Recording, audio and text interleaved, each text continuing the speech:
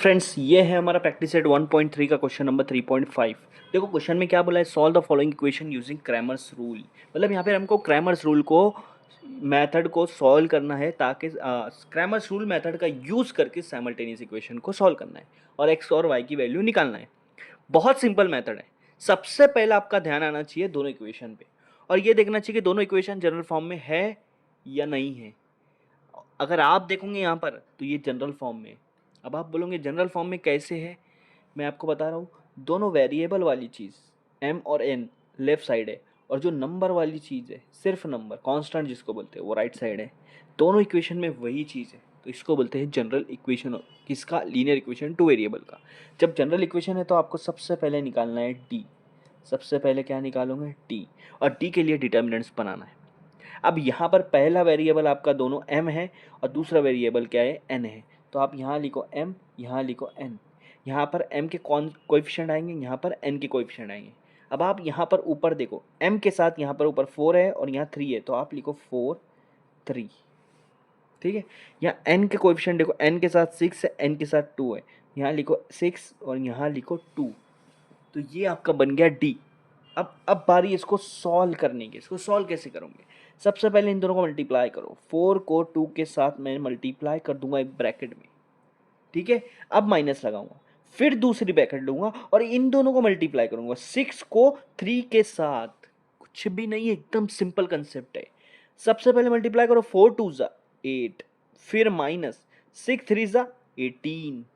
अब आप यहाँ पर देखो 8 में से 18 माइनस करना है। बचपन से हम सीखते आ रहे कि बड़े में से छोटा नंबर माइनस होता है। जैसे मैं 18 में से 8 माइनस करूँगा 10 बच जाएगा, लेकिन यहाँ वैसा नहीं, यहाँ उल्टा है।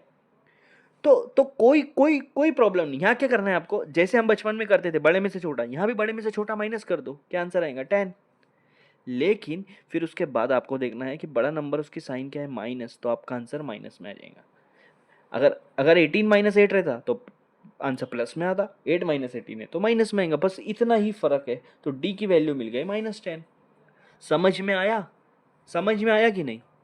बस आप डी एक्स निकाल, डी एक्स नहीं एम है हमारे पास, तो डी एम निकालना है क्योंकि हमारे पास जो वेरिएबल है वो एम और एन है। तो डी निकालेंगे, डी एम निकालेंगे और डी एन निकालेंगे।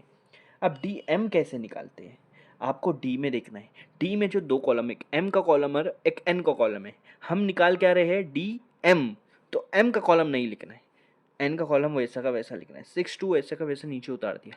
एम के कॉलम नहीं उतारा, उसकी जगह पे उतारूंगा ये 54 और 28। तो यहाँ लिख दूंगा 54, यहाँ लिख दूंगा 28। समझ में आया डीएम कैसे निकालते हैं? अब इन दोनों को मल्टीप्लाई कर दो ब्रैकेट में। 54 को 2 के साथ मल्टीप्लाई करो और क्या करो? 6 को 28 के साथ मल्टीप्लाई करो। एकदम सिंपल कंसेप्ट है। ऐसे और ऐसे, जैसे केक काटते हैं ना इस तरह से, वैसे काटना है। ये डायगोनल, ये डायगोनल। 54 को 2 से मल्टीप्लाई करो, 54 का डबल 108 108, माइनस 6 को 28 से मल्टीप्लाई करना है। 28 मल्टीप्लाई बाय 6, 28 का आधा करेंगे 1 4 टू टू 28 को 10 से करेंगे 280, उसका आधा करेंगे 140। ठीक है। और उसमें और 28 मिला दो 168। यहाँ भी छोटा नंबर पहले और बड़ा नंबर बाद में है और एक प्लस एक माइनस है। तो क्या करो? माइनस करो। बड़े में से छोटे को माइनस कर देंगे तो मुझे मिलेगा 60। 168 168 में से 108 माइनस करूँगा तो कितना मिलेगा? 60। और बड़े नंबर की साइन क्या है? माइनस। तो डीएम क्या आ गया आपका? -60। डीएम क्या आ गया? -60। अब निकालना है डी एन। अब क्या निकालना है? D N. सेम डी में देखो, डीएम में मत देखो, डी में एम कॉलम है और एन कॉलम है। तो अब निकाल रहे डी एन, तो जो निकाल रहे उसका कॉलम नहीं लिखना है, एम का लिखेंगे 4 और 3। डी एन है तो एन का कॉलम नहीं लिखेंगे।